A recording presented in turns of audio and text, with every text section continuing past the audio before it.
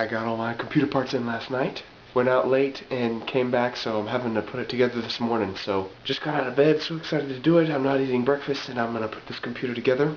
The parts I have are the GeForce 9800 GTX Plus video card. I have two 2 gig sticks of DDR3 RAM, a 1 terabyte 7200 RPM SATA hard drive, multi-layer DVD plus R minus R RW reader writer with LightScribe, the AMD Athlon 2 quad-core processor, 240 pins, and the fan that goes with it. And especially, we have the motherboard.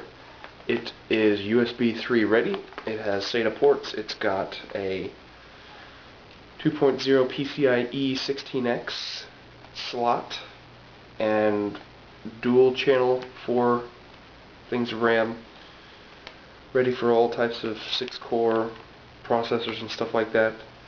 It's kind of future-proof because of the USB 3. It has SATA 6 gigabits, Windows 7 64-bit. Last and least, the case with a 585 watt power supply. I never actually put a computer together all by myself before. The last one was pretty much done for me, and then the motherboard didn't work, so I had to put everything back in the motherboard, but it was within a short period of time, and I remembered pretty much how everything went back together. But this time I'm doing it all by myself. So if we can get it to work first time, then that's a good thing.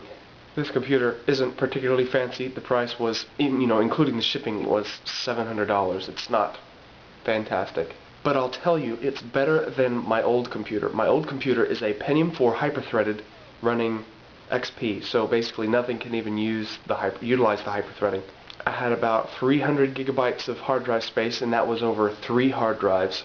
Those were all 5400 RPMs. I had 512 megabytes of RAM, and it upgraded so now it's 1.5, so we got an extra gig.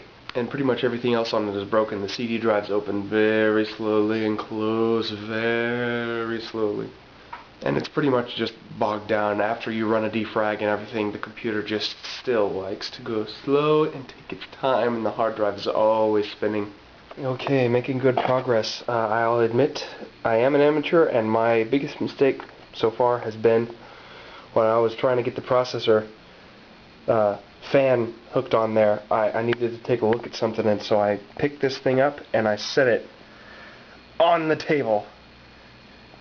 I don't know if you can still see, there's a little smudge right there where I had to wipe the heatsink off, the thermal gunk off of there, and but it still is looking okay. Everything should be fine. And I've got the RAM installed on channel 1.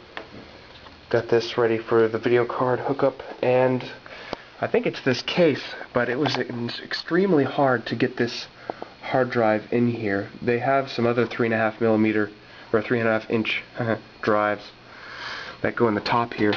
I'm not exactly sure what I'd be using those for. Got the disk drive up inside there. I haven't got anything with the power connected yet. I got the case interface all squared away down there. All the information cables are plugged in now. The back of the fan is plugged into the motherboard and so forth. I was having trouble figuring out how these little things pop off, and I just started tugging on one and just popped off very loudly. Okay, I finished. Where did it go? Oh! That's right, it's over here. It's all finished. And ta-da! It's working. Windows 7 64-bit. Here we go. Ta-da! Look at the fan, it's spinning. It's beautiful. And the little red light. It's so pretty and bright.